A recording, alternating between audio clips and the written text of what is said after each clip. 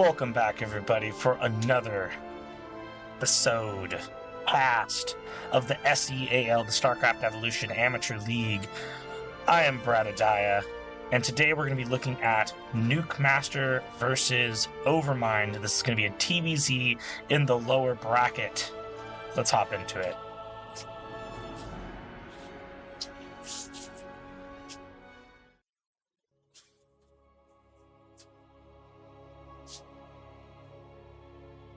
Those of you watching, I really appreciate you being here. I'm doing my best to improve the quality of these streams.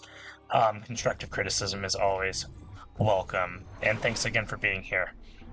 All right, in the bottom right, we have the Purple Zerg, hailing from somewhere in Europe. We have Overmind, or Alex. Overmind? Overlord? We need to get these names lined up, it's driving me crazy.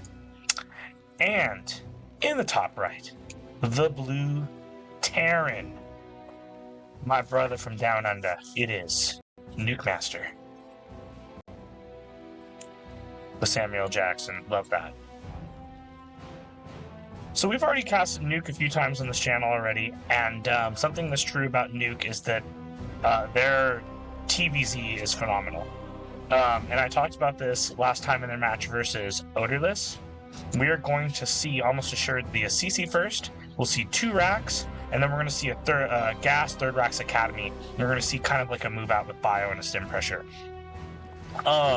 Alex being from Europe and me being from California, we do not get the opportunity to play each other very often. And definitely not TvZ. I play Terran for funsies, but they're not my main. I'm a Brotoss at heart. So I don't know what we're going to see. I do remember them being very fond of hold position lurkers, so maybe we'll see some of that lurker play out of them today.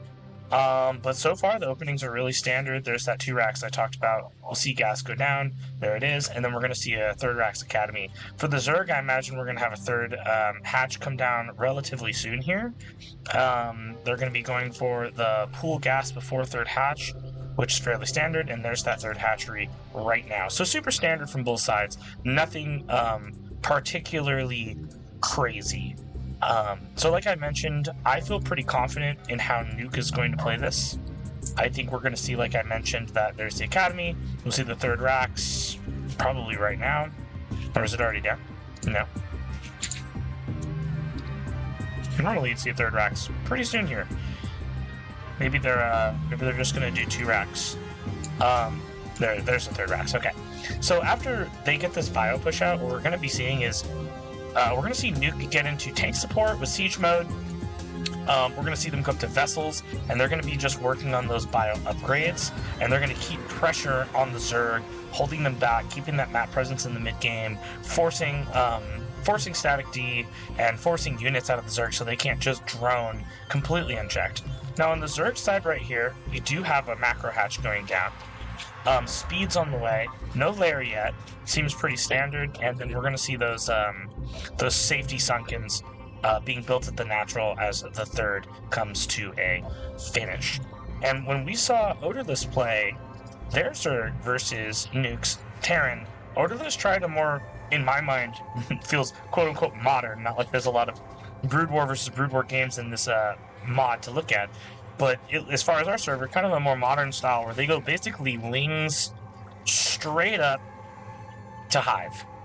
Here's that lair, and seeing a lair with no Hydroden means we may see the same thing, or we may just not do Hydras at all, go straight to Ling Lurker. But that's the question in my mind is, what is Alex going to do? Alright, we have the scout on the lair from the Terran player. That's nice. Another gas coming down. Here's the Hydroden, so I think that means for sure we're going to see lurkers coming out, and here's the bio move out that I talked about. Handful of Marines, a couple medics, and Nuke's going to see what they can get done here.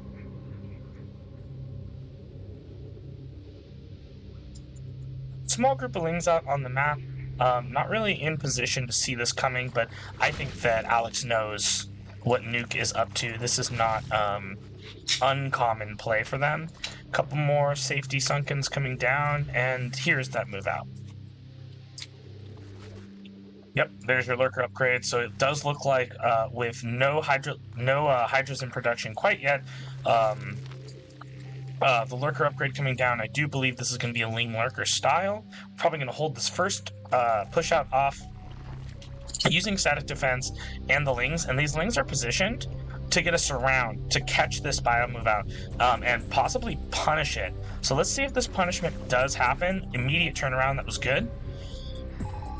He thought about it. And he's going to decide wiser. Alex obviously feels that pushing this back for the time being is enough. On the Terran side of things, Marine range is coming down, +1 attacks coming down. We're going to have a machine shop on the factory, so that's going to lead into tanks, and I wouldn't be surprised if we see a 3rd CC started relatively soon. So we have scans going on in the main. I don't know when you see the lurkers what the appropriate response is exactly. There's that 3rd CC. I was about to say, do you power up a little bit or just go straight into that 3rd CC? And it seems that Nuke feels 3rd CC is the right answer. And we're going to get towards vessels, which are critical. Tanks and vessels feel absolutely necessary to fight lurkers, in my opinion. Hydras are coming out. Bases are being saturated. We're going to see the lurkers being built. Here they are.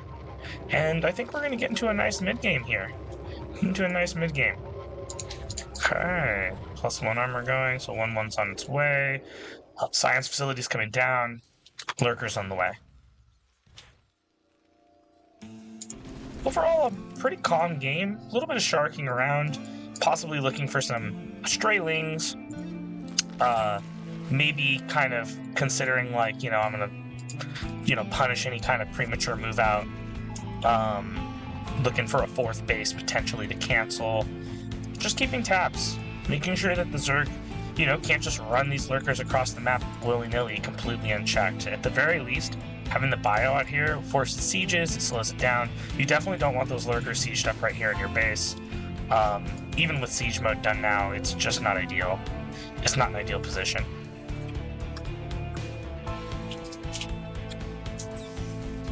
Third base coming down for the Terran as the Zerg takes their 4th. Hydra upgrades are coming in, so it looks like we will be seeing the Hydralisks used as support, probably for that anti-air, to check the vessels a little bit. I sometimes see people do this with Scourge. I sometimes see people do it with Hydra. Hydra makes sense to me when you're already playing Lurker. You got the tech. And some lings running around. See if they can get anything done, being a bit of a nuisance. And, not really. Sees the 3rd base, sees the timing. A little bit of intel. Not super impactful. So, I imagine here, as these upgrades continue going forward, that's +2, right? It is +2. Yeah, 2-2 actually is on the way now.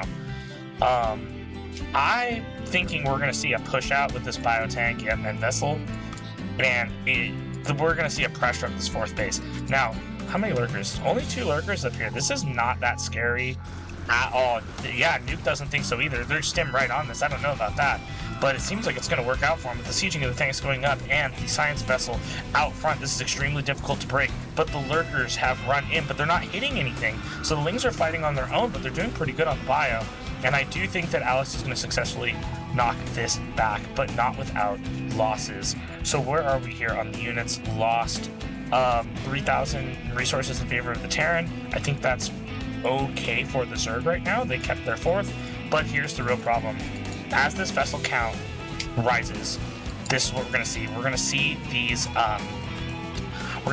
irradiates start falling, and tanks outrange lurkers. It's hard to run in on them, though the Hydralisk count is rising, and there's only 1 tank here, so we might see it pounce. Is that safe lurker? Good. This is a scary position to me for the Zerg, because I mean, look at this reinforcement line. It's so short. This parade push, just, I mean, how are you going to intercept this? How are you going to run things around to intercept these reinforcements? That seems to be the idea. We're running some lurkers off to put on some counter pressure, and this might be what Alex needs to get the heat off of his fourth base right here. So we're going to see. It goes down. Oh no, they're attacking the bunker. Oh my god, the bunker did so good there. That was really unfortunate. That is not what Alex needed here. Really needed to at least get some worker damage. The lings are going in now, but without the lurkers, I just don't see it as that potent, and the bunker cleans that up as well. This bunker position right here is phenomenal, by the way. And there goes the fourth base. The fourth base goes down. He pushed the issue, fighting into lurkers, irradiates coming down, and I am extremely worried for Alex's position in this game at this point. 3-3's on the way, 2-2 is complete. And vessel upgrades coming down. +1, is that +1? +2 for tanks. +1 for tanks coming down.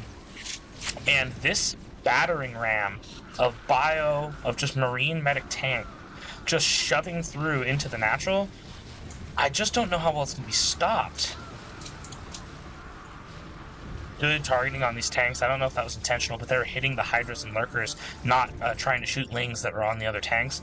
And I think that this is probably, we're seeing the beginning of the end of this game. I don't know that this is a position that Zerg can bounce back from. I said this in the last one, and I was wrong. The game moved on, but the banks are not what they were in that other game.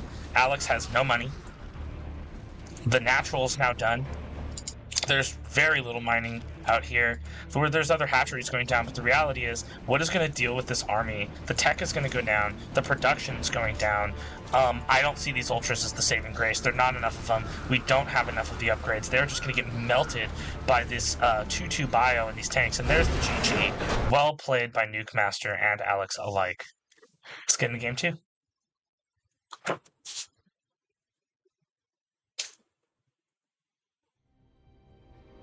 A little out of order for me, but that's okay. Game 2? I think these are misnamed.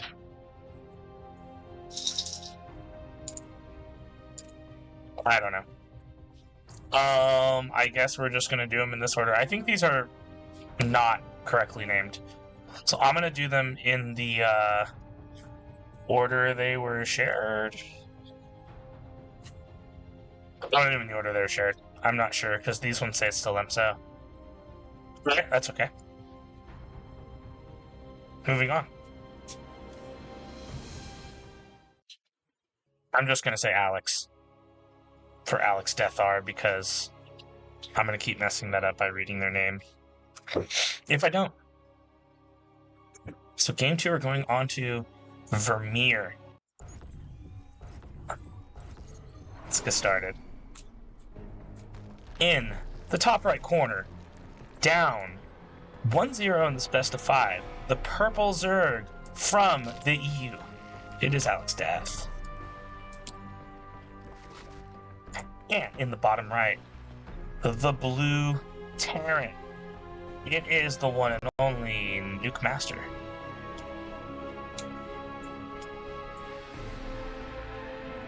So, Vermeer is, Vermeer, I would say, within our group, and I think in general, maybe I'm speaking too broadly, but seems to be like the universally liked map. I don't hear anybody complain about this map. Nobody really talks about there being, or at least I don't hear it, at least I don't hear anybody talking about like extreme benefits for one faction over the other in any particular matchup. The third base is reasonable to get. This won't affect us in this matchup, but like out here you can actually build turrets in a lot of areas further out than some other maps. So like I know in TVP that's something that matters, not so much here. But in general, you know, this fourth, reasonably defendable as well. Like this is a I can get to 4 bases map for all of the races, and I think it's pretty well liked and balanced. So on the Terran side of things, for Nuke, once again, same build. We're going to see that CC first, 2 racks, we're going to see a gas, and then we'll see the Academy and 3rd racks go down. followed by that push out. This is Nuke's bread and butter, and I talked about this in the last match versus Odorless, that it doesn't matter if you know that Nuke is doing this, he kills you. And that's what's so scary about Nuke's play, is it's really solid. We do see a little bit of a swap up, I believe, from Alex, where this third seemed earlier. Like this halfway done, well, the spawning pool is halfway done. Last time, the third was a little bit later relative to the pool and gas, I believe. I'm not a Zerg player, so I don't know the nuances of these openers. I love playing Brood War Zerg, but as far as like learning builds and the nuances, they're the race I absolutely know the least about. But it seems like they felt comfortable getting that third hatch and the fourth macro hatch down really quickly. Fourth macro hatch down before the spawning pool's even finished. So maybe a little bit of a powering play, a little bit of extra droning. Maybe this is a response to how the push out went last game, which they're able to push back the initial move out really easily, and Nuke wisely didn't commit to anything. Like, they just went out, it was a skill check. Hey, did you make Sunkins? If not, you're fucking dead. But if you did, the game goes on. I'm not dead. And once again, folks, I really appreciate you tuning in, watching these games that I'm casting here for the SEAL, the StarCraft Evolution Amateur League. I know this is a weird StarCraft Evo tournament because we do Brood War versus Brood War only here, which is not common, but this is just for fun. So we're enjoying it. There's no prizes for this tournament other than the bragging rights of I won. And this is our first season. It's a brand new Discord started by... Oh, shoot. You can get it? Started by Odorless and myself. And we're just here to hang out with people who want to play some games. And it's been a really good time. So thanks again for joining. I'm Bradadiah. Let's hop into it. Didn't quite get that Overlord. Really wanted it. Brought that barracks pretty far up to get it. Didn't happen. Not a huge deal for the Terran. It's like nice when you get it. I would say for the Zerg it kind of is a huge deal when you lose it. It's not what you want. You definitely don't want to be losing them early on. And you know, I mentioned this map not having a lot of like benefits for either faction, but I will say, looking at it now and thinking about it, this is a pretty open area for this third base. The sunken coverage seems a little bit trickier than, like, for example, if they built it here, this is like a singular opening and choke. It's pretty, I mean, it's not tiny, but for that move out. So we're gonna see if this move out, I mean, this is a good amount of units. 16 lings are on the way though, just in time. And they need to be down here right now. I don't know if, I think Nuke will respect this. I don't think they're going to push. Oh, they're going to run around. This is what I'm talking about.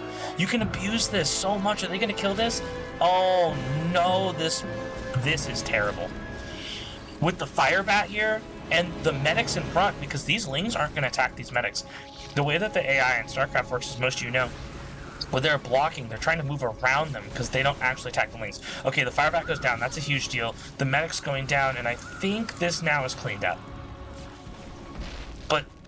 But how clean? I mean, is it cleaned up? It's not cleaned up. This is an issue. This is a terrible start for Alex. Down in drones versus Terran. You're going to have to just sack lings on this.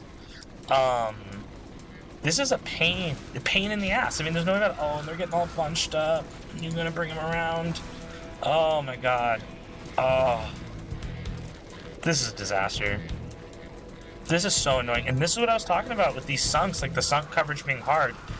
It's difficult to prevent this from happening. If there's a singular choke, for example here, it's much harder. If there's sunks across here, and this is the choke, you can't just run them across without taking shots. He was able to run that by over here taking no shots. He's up 4 workers. He is moving out, but I don't think these lings are an issue at all for this. I don't think that there's any fear for the Terran army right now. Unless they got super cut out and surrounded. Even then, I don't know. It seems rough. Like, we already have a radiate coming down. Yeah, like the lurker upgrades here and lurker laying in. But we have scans. This is all seen. Like, he knows what's going on completely. Alex has come back in the drones. He threw it around, but third CC is done. And I think that this worker discrepancy for where we are in the game is completely fine for Terran. And I don't see Terran having any issue securing this base location. They're gonna have a bunker coming down. Sometimes they build, I've been noticing this, they'll build like barracks and like a turret, like either like here or here, and it creates like a Sim City wall around this bunker, and it makes like running lanes and stuff by, especially with the increased marine range. Yeah, see, here they are. It makes like getting rid of this bunker so difficult, and it makes the bunker itself so effective. On the Zerg side of things, I see that lurkers are coming down. Where are they? Here they are. Hydras are out, and we might. He's still droning, but there's no fourth base yet. I'm wondering if we're just gonna see after that kind of damage that happened. If Alex says, no, this is an okay position, I could play from this just moving forward, I want to get to the late game. Or if they're gonna like, nah, I'm gonna YOLO and crush this third with lurkers, which, given the current setup, to be totally honest, I don't see happening. Man, look at that. Try to get lings on this fucking bunker. Look at this. And the depot, I love this. I'm gonna copy this. This is awesome. This is awesome. And yeah, this is just so fortified. Like, I don't see this going down. A little oversaturated. Fourth hatch is coming down on location, or, fourth base. It's weird to call it fourth hatch, because the way that Brood War Zerg works, I'm not counting the hatcheries anymore. Like, they're just production, but the fourth base has a hatchery building at it. And this is move out. This is formidable. Okay. Oh, saw the lurkers. See, that's where my dumbass would A click up and just get drilled by 3 hold position lurkers. Oh no. Ooh. Oh. That was cool. It happened fast. I didn't quite catch it. I was focusing on that move out and those irradiates, but they tried to go for like a little counterattack, maybe stopping reinforcements. Alex, that is, but it did not work. And yeah, this is an army. This is an army, like, and Alex can't afford. I mean, the supplies are even-ish. Oh, that's a lot of lurkers. But you don't have to. The thing about the lurkers here is that, like, you don't really have to fight into them. Oh, those are huge. Huge irradiates. Like, I think Alex cleans them up. Damn, this is fucking nasty. He didn't clean it up. Something I forgot is in these grass positions, I'm pretty sure in this mod, when you're in the tall grass, there's chance to miss. So those tanks living through that fight, just shelling away at that army. I mean, let's look at the units lost. I mean, oh my god. Oh my god. 5,500 minerals for the Terran. Oh, yeah, I don't know. Like, oh shit. It doesn't even matter. I don't know. I don't think it matters. The fourth base for Terran's coming down. The fourth location for Zerg is not droned at all. So essentially, it's just 3 base Zerg, right? More irradiates coming down. I mean, these are just dead lurkers now, right? And the value coming out of this Terran army right now is insane. These tanks are just 2 kills, 9 kills, 4 kills, 4 kills. I mean, these tanks are just fucking destroying. Sure, some of those are probably lings, but some of those are hydras, some of those are lurkers. And, I mean, imagine. Yeah, watch this. Running around this to dislodge this. This is exactly what I was about to say. Trying to dislodge this back tank line, when it hits here, these tanks range are insane. Like, I just don't see how you're going to do it. And I think that the answer is that you're not. Did I speak too soon? It's a good fight, but it's not pushing through that bio. There's just not enough left. There's not enough splash. There's not enough army. And I think with the 86 to 130 supply and the pushing of this third base, nothing at the fourth is even mining. I think that this is we're going to be seeing GG fairly shortly here, unless something crazy happens, which I don't even think we have lurkers on the field anymore. There are no lurkers. There's no splash. I don't know what's meant to kill this bio. Brood War doesn't have banelings, right? You can't just roll in with something and just crash this down and explode it. And there's the GG. Good game, well played from both players. Let's get into game 3.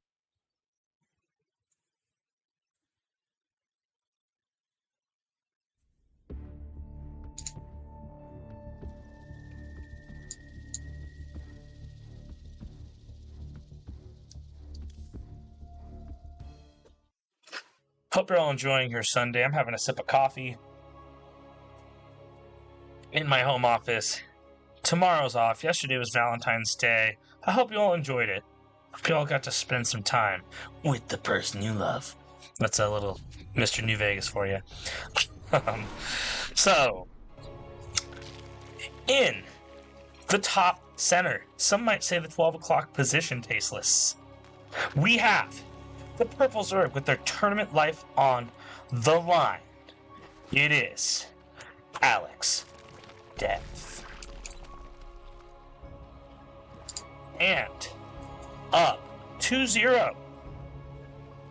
Ready to move forward, ready to move on. I believe that this would make them going against Circular, the dreaded Protoss, the Reaver Bro himself. Can he get there, or will Alex fight back? It is Nukemaster.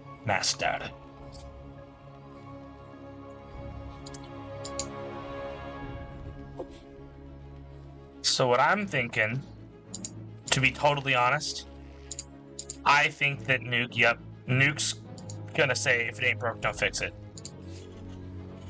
This build has won twice. And I would say pretty convincingly.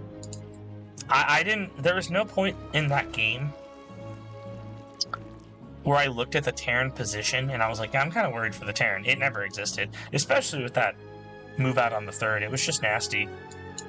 So we're gonna get the third hatch again earlier like we did last game. Yeah, so we're gonna go hatch. Is it pool gas or gas pool? I actually don't know this build, so now I want to learn it. Let's see what they do. Yeah, so gas pool. So they go hatch, gas pool. And they'll probably get the macro hatch in the main again shortly after, is what I imagine here, slightly before that pool's done, if we're doing the same build this last time. Maybe Alex looks at that last game and says, alright, that third position, that run by slowed me down so much, it just fucked my game plan up. I can do better than this. I'm going to play the same style too, and I'm going to test my metal. Like, I don't have any tricks. I don't have any rabbits to pull out of a hat right now. I still believe in my macro play, regardless of how the first two games went. Last game was a little unfortunate. And first game, I mean, it happened fast, right? Like, that push on that fourth base location is really hard to defend. That run by in the third getting cleaned up by the bunker, those three lurkers getting cleaned up by the bunker was really unfortunate. So there were some things that went wrong in that game.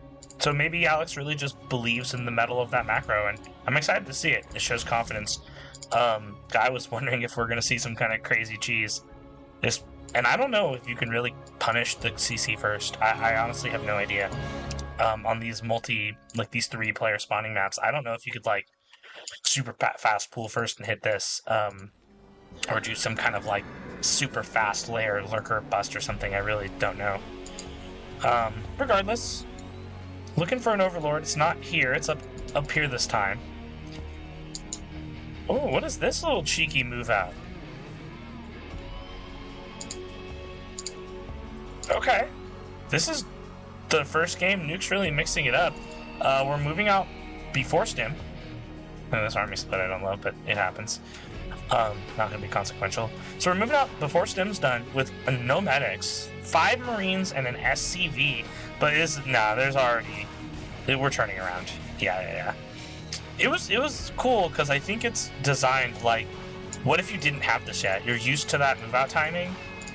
And if Alex was trying to be greedy and build these a little bit later and say, no, I'm gonna wait until I know when your timing's been these first 2 games, I've seen it, maybe that could have got something done. Turned out to not be the case, but I like the mix-up. I like the skirting around the map, creating opportunities for yourself. Oh man, I hate that. Watch these fucking medics. This drives me crazy, because if you get a bunch of damaged SCVs, the medics will just fuck around and get stuck in your mineral line, not go anywhere, and it's the most obnoxious thing in the world. I believe that Overlord saw the move out, and yeah, same build, right? Tank follow-up.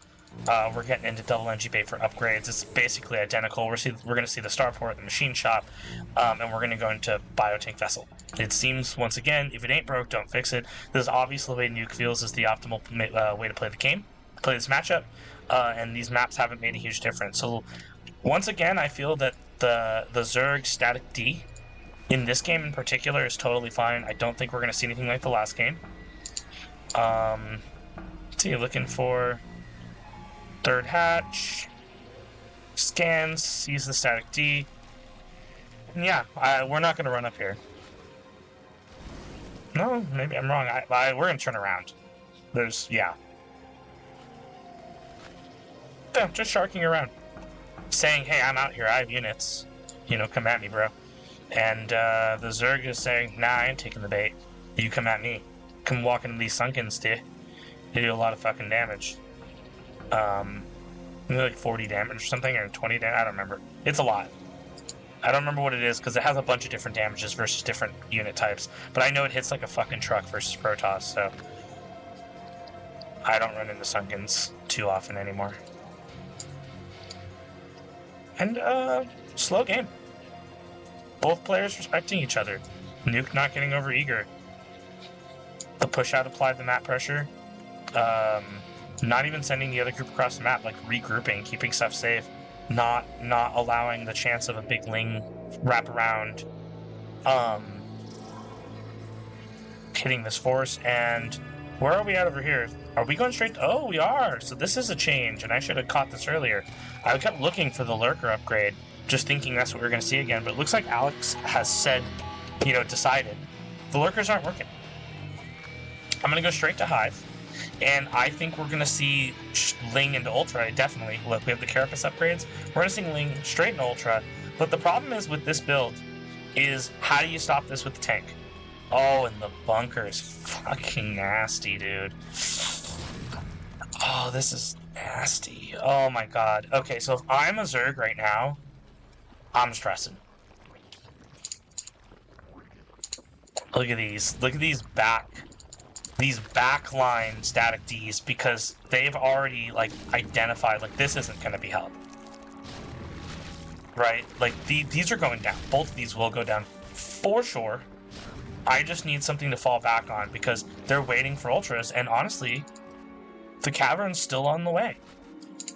And I don't think with a vessel... Oh god, another bunker. This is disgusting.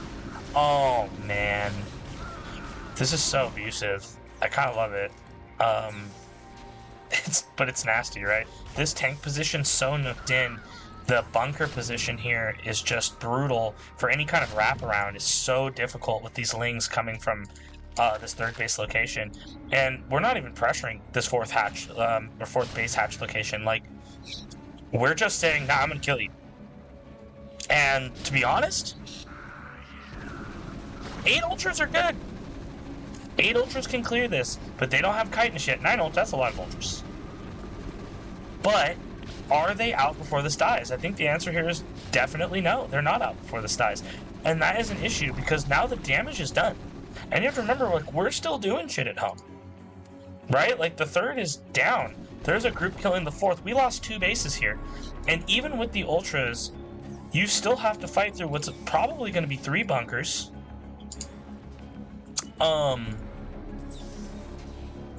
Vessels down. There's a tank here. Yeah, the counterattack.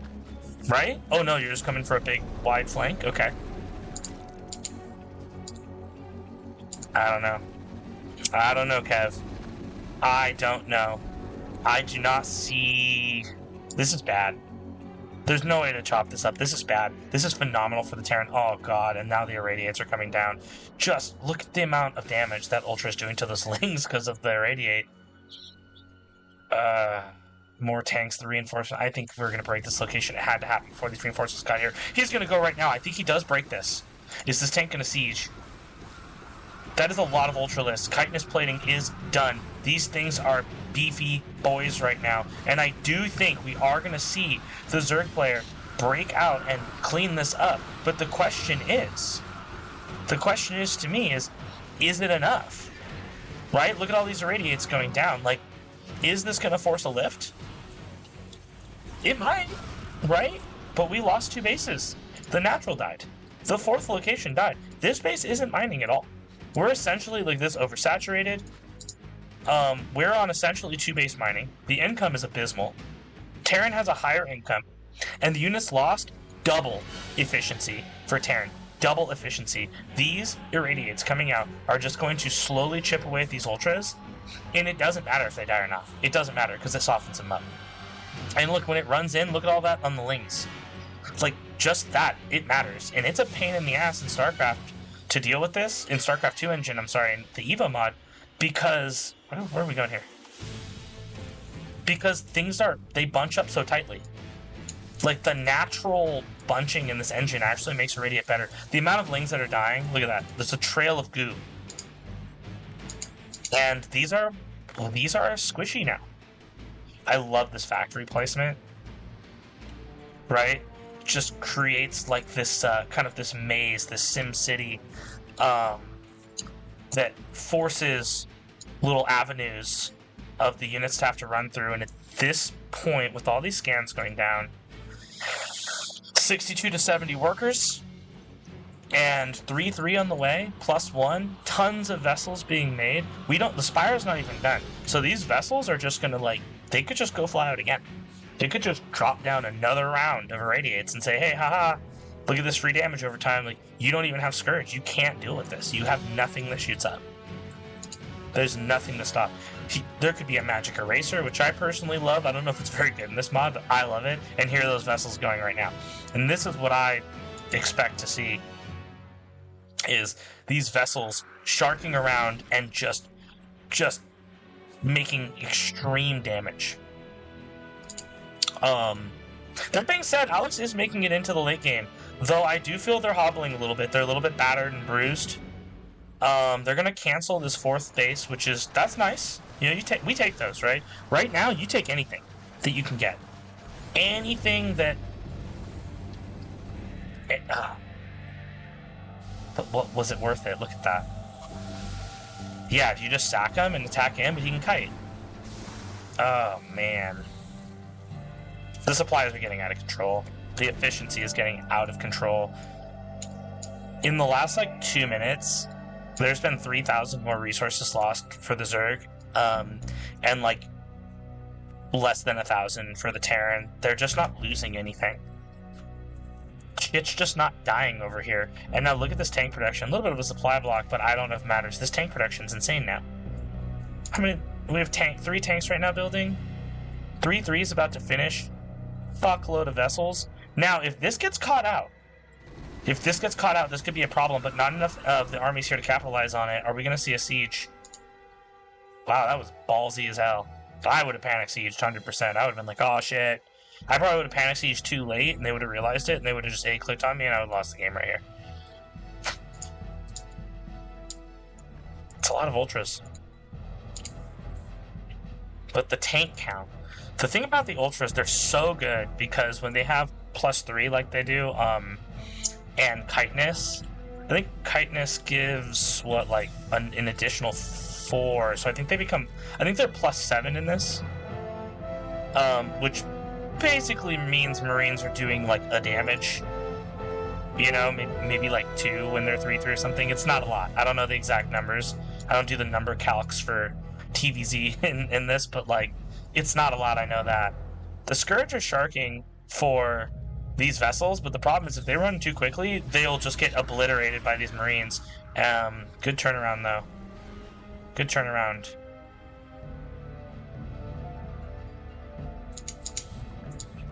Once again, I did this versus when I was watching the Odylist. I thought the moment of losing that natural in the 4th, I honestly thought it was done. But we are getting to a point where regardless of the efficiency and all that... Ooh, is that Yamato? It is Yamato. Sick. We're gonna see BCs. Regardless of, the efficiency that Terran has been showing, Zerg is maxing out. But that is a holy ass load of tanks that have +2 on the way. But Zerg's maxing out, so they have a chance in this game. They're taking more bases. They're up to 80 drones. Their upgrades are good, right? There's a bunch of upgrades that are for the Queen. I don't even know what these are, because they're all, new symbols and shit in this game. Maybe... That doesn't look like Broodling. That's what I expected it, but it looks like Parasite. Oh, see, this is what I'm talking about. These tanks get caught out unsieged. Oh, God, but the Irradiates are insane. I don't like the Blinding Cloud here. I think that this needs to be Plague. We need to Plague grind these tanks and these vessels, is my personal opinion. As a player who's worse than both of these players, for sure.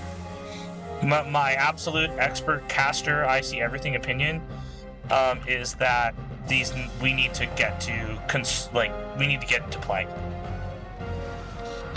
Like, Dark Swarm is good. It's good. But in the StarCraft 2 engine and EVO, I feel like it's a lot easier to kind of like move away from it, because moving your shit around is a lot easier than in Brood War. Oh my god, look at this fucking Terran army. Oh, the Queen's going down. These tanks are just wreaking havoc behind the bio. Like, they just add just enough, not even sieged. Yeah, fair enough. A little bit of frustration. Nukemaster saying what's on all of our minds. I feel the same way about PvZ for Zerg. And Nukemaster coming through with another Swift 3-0 against the Zerg in this tournament. And I believe that we may be seeing a trend.